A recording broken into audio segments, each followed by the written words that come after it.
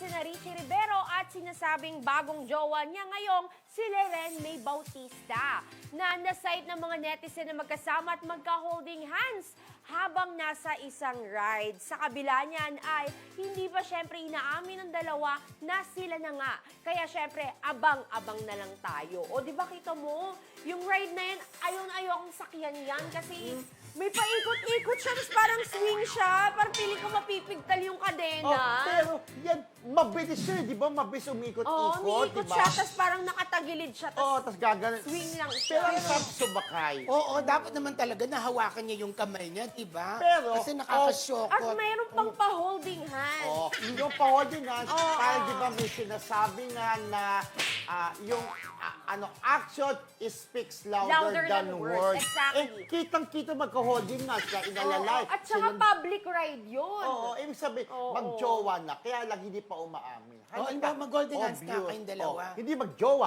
pero sinabi mag-jowa. Pero kung magkasama kami, nag-date kami, na kaming dalawa lang, magka-holding hands, mag-jowa. O baka talagang pinalitan na ni Richie. Correct. O, Richie ba? Richie O, Rivero. Richie. Si Andrea Brillantes na humahataw ngayon sa senior.